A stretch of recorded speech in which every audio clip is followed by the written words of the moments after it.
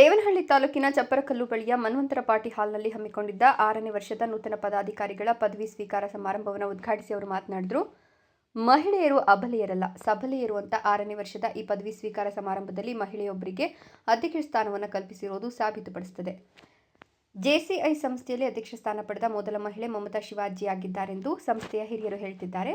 JCI ಸಂಸ್ಥೆಯ ಕಾರ್ಯವೈಖರಿಯನ್ನು ಸುದೀರ್ಘವಾಗಿ ಯೋಚಿಸಿದಾಗ ನನ್ನ ಸೇವಾವಧಿಯಲ್ಲೂ ಇಂತಹ ಕಾರ್ಯಕ್ರಮಗಳನ್ನು ಮಾಡಿಕೊಂಡು ಬರಲಾಗಿತ್ತು ಎಂದರು.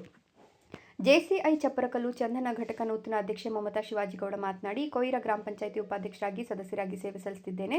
ಸಾಮಾಜಿಕ ಸೇವೆಯಲ್ಲಿ ತೊಡಗಿಸಿಕೊಂಡಿರುವುದನ್ನು ಜೆಸಿಐ ಸಂಸ್ಥೆ ಗುರುತಿಸಿ ಅಧ್ಯಕ್ಷ ಸ್ಥಾನ ನೀಡಿರುವುದು ಅತ್ಯಂತ ಸುಂದರ ಮಹತ್ವದ ಕ್ಷಣವಾಗಿದೆ. ಹಿರಿಯ ಹಳೆಯ ಅಧ್ಯಕ್ಷರು ಮತ್ತು ಕುಟುಂಬದವರ ಬೆಂಬಲದಿಂದ ಈ ಸ್ಥಾನಮಾನವು ದೊರೆತಿದೆ. ಜವಾಬ್ದಾರಿಯುತವಾದ ಸ್ಥಾನವನ್ನು ನೀಡಿ ಆಯ್ಕೆ ಮಾಡಿದ ಪ್ರತಿಯೊಬ್ಬ ಸದಸ್ಯರಿಗೂ ಅಭಿನಂದಿಸುತ್ತೇನೆ.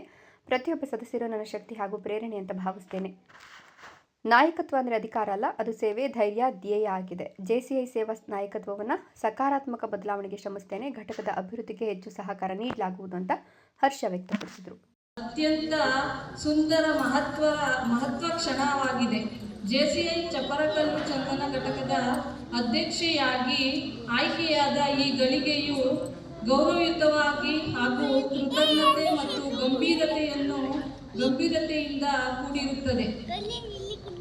ನನ್ನನ್ನು ಸದಾ ಮಾರ್ಗದರ್ಶನ ಮಾಡಿದ ಹಿರಿಯ ಹಳೆಯ ಅಧ್ಯಕ್ಷರುಗಳು ಹಾಗೂ ನನ್ನ ಕುಟುಂಬದವರ ಬೆಂಬಲಕ್ಕೆ ನಾನು ಸದಾ ಹೃತ್ಪೂರ್ವಕ ಧನ್ಯವಾದವನ್ನು ಹೇಳುತ್ತೇನೆ. ಹೈದರ್ ಸಾಬ್, ರಾಯಲ್ಸ್ ಕನ್ನಡ, ದೇವನಹಳ್ಳಿ.